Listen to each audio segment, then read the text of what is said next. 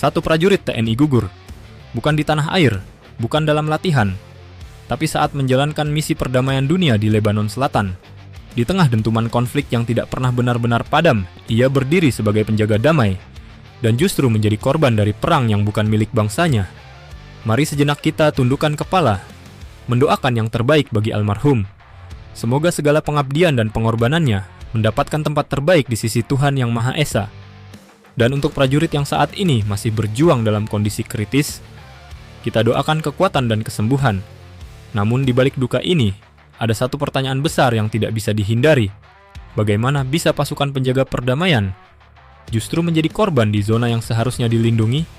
Dan di titik inilah, kita mulai memahami bahwa situasi di Lebanon Selatan saat ini jauh lebih berbahaya dari yang selama ini terlihat.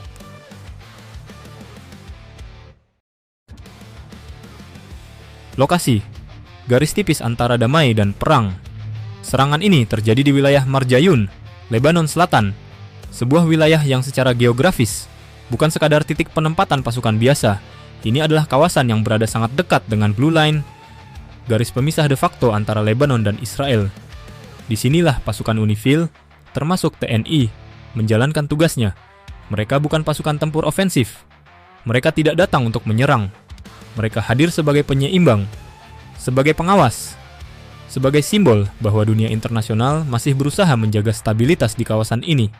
Namun realitanya, posisi mereka justru berada tepat di tengah dua kekuatan bersenjata yang setiap saat bisa saling menghantam. Dan ketika konflik memanas, garis antara aman dan berbahaya menjadi hampir tidak terlihat.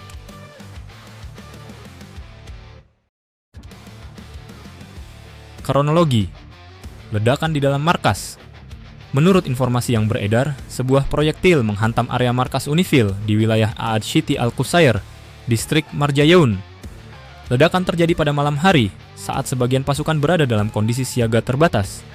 Juru bicara sementara UNIFIL, Candice Ardiel, mengonfirmasi bahwa beberapa penjaga perdamaian mengalami luka akibat insiden ini, dan di antara mereka terdapat prajurit TNI, satu gugur, satu kritis.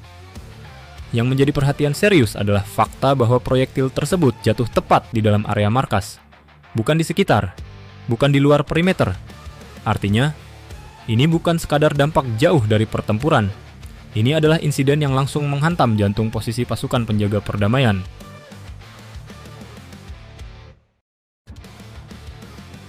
Siapa pelakunya? 3 skenario kritis. Hingga saat ini, belum ada kepastian dari mana proyektil tersebut berasal. Dan justru disinilah letak kompleksitasnya. Skenario pertama berasal dari militer Israel. Dalam beberapa waktu terakhir, intensitas operasi militer Israel di Lebanon Selatan memang meningkat, terutama untuk menekan aktivitas Hezbollah. Dalam kondisi seperti ini, kesalahan targeting atau collateral damage bisa saja terjadi. Skenario kedua berasal dari kombatan lokal. Kelompok seperti Hezbollah juga aktif meluncurkan roket dan mortir ke arah Israel. Jika lintasan meleset atau terjadi kegagalan teknis, markas UNIFIL bisa menjadi korban tidak langsung. Skenario ketiga, yang paling berbahaya, adalah crossfire. Dua pihak saling menyerang dalam waktu bersamaan dan UNIFIL berada tepat di tengah. Jika ini yang terjadi, maka prajurit TNI berada di situasi paling sulit, tidak menyerang siapapun namun bisa terkena dari semua arah.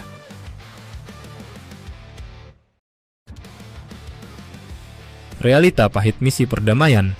Tentu kita bertanya, bukankah pasukan UNIFIL seharusnya dilindungi? Jawabannya secara konsep iya, tapi di lapangan tidak sesederhana itu. UNIFIL tidak memiliki mandat untuk menyerang balik secara bebas. Mereka juga tidak dilengkapi sistem pertahanan udara canggih seperti militer tempur aktif. Artinya, ketika proyektil datang opsi mereka sangat terbatas. Hanya bertahan berlindung dan berharap tidak menjadi target berikutnya. Inilah paradoks terbesar misi perdamaian modern. Mereka hadir tanpa niat berperang tapi berada di tengah perang yang sebenarnya.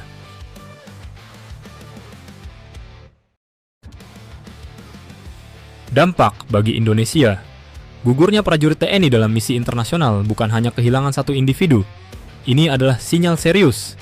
Indonesia adalah salah satu kontributor terbesar dalam misi UNIFIL. Reputasi ini dibangun dengan dedikasi panjang dan kepercayaan dunia internasional.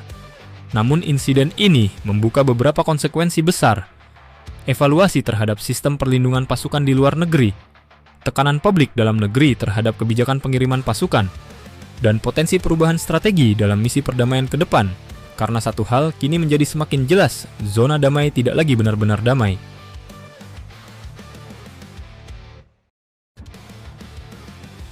Kenapa pemerintah masih diam? Hingga saat ini, belum ada pernyataan resmi dari Mabes TNI maupun Kementerian Luar Negeri.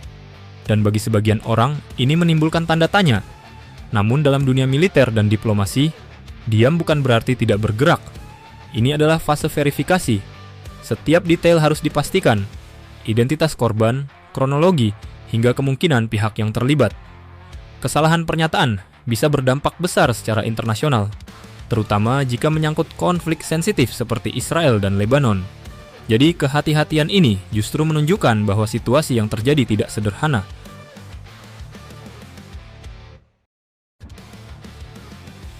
Kisah ini bukan hanya tentang serangan. Ini adalah tentang pengorbanan yang seringkali tidak terlihat.